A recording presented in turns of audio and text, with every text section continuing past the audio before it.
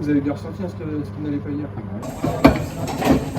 L'idée, c'était vraiment de les mettre en situation réelle et vraiment de les mettre comme l'épreuve du jour J, pour éviter qu'ils subissent vraiment trop l'examen.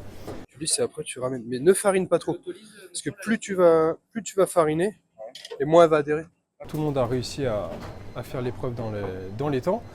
Donc hier, ils avaient de la tradition à faire, de la brioche, 12 croissants, 12 pains au chocolat et puis 12 pains en raisin sur 6h30 d'épreuve, sachant qu'ils avaient une demi-heure d'épreuve théorique sur les calculs de recettes et l'organisation de travail avant la mise en pratique. Donc là, l'idée, c'est vraiment qu'ils se mettent en situation et séquencer leur journée quart d'heure par quart d'heure sur ces 6h30 d'épreuve.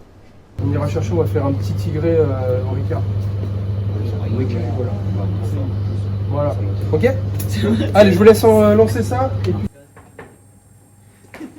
Donc tu cumules ta farine, ton labo, tu soustrais à cette température de base. Je pense que je l'aurai parce que j'ai vraiment respecté les temps de repos, les temps de pointage, tous les temps qu'il fallait. Donc non, je pense que j'ai bien déroulé. Après, pour la préparation, c'est de la préparation juste avant en entreprise où j'ai révisé les bases. J'ai vraiment fait un petit examen blanc en entreprise pour bien voir comment j'aurais pu encore mieux faire. Et au final, j'ai appliqué ce que j'ai appris et ça m'a bien aidé. Je me suis un peu préparée en entreprise, mais pas non plus beaucoup. On fait surtout de la prod classique, tout ça, donc on ne fait pas en petite quantité comme on fait au CFA. Donc c'est pas du tout pareil. Après, il y a quand même le façonnage, tout ça, il y a tout qui compte en entreprise, donc c'est pareil pour l'examen. Avec déjà les TP qu'on fait au CFA, ça aide beaucoup. Et aussi à la maison et en entreprise, où j'ai travaillé sur différentes productions où j'avais par exemple des difficultés, pour éviter d'avoir des difficultés directement à l'examen. Ce qui est bien pour les jeunes, ils sont toujours dans la dynamique, ils ont ce rythme-là. Donc pour eux, c'est souvent plus facile même de commencer à 5h30 qu'à 9h30, sachant que l'examen là, se fait en 3 vagues, 4 x 3 candidats. Donc 5h30, souvent ils sont plus dans la dynamique, c'est calme dans les labos, personne n'est là pour les déconcentrer. Alors que sur la deuxième et troisième vague, tout de suite il y a un peu plus de mouvement et ça peut perturber un petit peu le regard de chacun, quoi. Repas courant, pétrissage amélioré. Ouais. Là, on a 20, ok. Et du coup, en température de base, tu pars sur combien? Là, n'hésite pas, tu vois, Victor, tes bras, ils sont à peine assez froids. Ouais, tu aurais pu avoir quelque chose de plus froid, là. Quelques petites erreurs au niveau des pesées. On leur dit souvent de peser ingrédient par ingrédient. Là, souvent, ils superposent chaque ingrédient. Et ce qui fait que lorsqu'on a la main un petit peu lourde, si on met une quantité de sel trop importante sur la farine, forcément après pour récupérer l'excédent c'est plus compliqué. Donc l'idée c'est vraiment c'est des petites erreurs comme ça avec le stress ils veulent gagner du temps et au final ils se rendent compte que non. Mon maître d'apprentissage il m'a bien aidé, il me fait faire les bases, je vois pas mal de viennoiseries parce qu'on en sort vraiment pas mal. Je vois les brioches, je vois tout ce qu'on voit en CAP, donc vraiment les fondamentaux ils sont bien appris et c'est très bien comme ça. Le CAP blanc on l'a préparé vraiment, c'était un petit peu à la carte en fait, en fonction des lacunes de chacun. L'idée c'était si un candidat avait une petite faiblesse ou se sentait un petit peu faible sur le campagne par exemple, il travaillait davantage le campagne. Si à l'inverse c'était plutôt sur les pâtes levées, il travaillait davantage les pâtes levées, etc. C'était vraiment en fonction de chacun, quoi. Un peu déçu pour certains produits parce que forcément on fait mieux pendant les cours habituels qu'à l'examen. Mais franchement, je suis contente de moi, j'ai super bien travaillé tout ça et puis je me suis bien préparée à l'examen.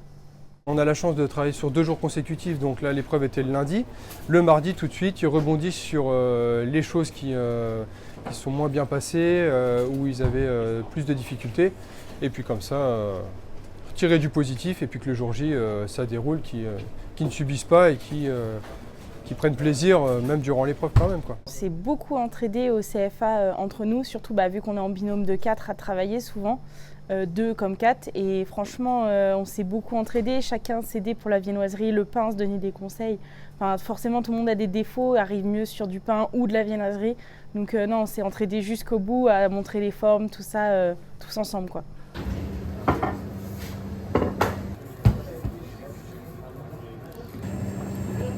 Allez, Journée type, là, ils me font faire beaucoup de boulanges pour que je sache bien comment réussir ma trad dès le début.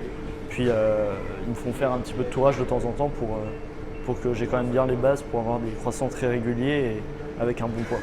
J'ai repris des Arvisiens du coup, qui étaient le précédent maître d'apprentissage d'Alan, en essayant de reprendre aussi Alan sous mon épaule pour pouvoir corriger ce qui était à corriger au niveau du travail et au niveau du CFA du coup.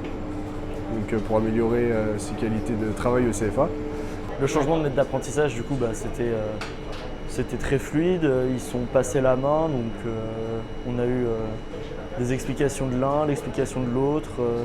Puis nous, on disait qu'est-ce que nous donnait le précédent maître d'apprentissage en termes d'organisation. Et du coup, ils nous donnaient qu'est-ce qu'on pouvait améliorer, qu'est-ce qu'on pouvait changer. Bon, il y avait des petits trucs à améliorer, et vu étant donné qu'il est en CAP, forcément, il y a forcément des choses à corriger un peu partout. Sans lui faire faire les choses qu'il va forcément faire le jour J, nous on le laisse essayer d'être un peu plus autonome sur ce qu'il fait dans la boulangerie. Donc lui confier d'autres tâches de ce qu'il faisait avant, où il était un peu plus restreint parce qu'il venait de commencer. Ça me fait quand même vachement peur, mais je me dis que j'ai encore 2-3 semaines pour réviser, donc ça va.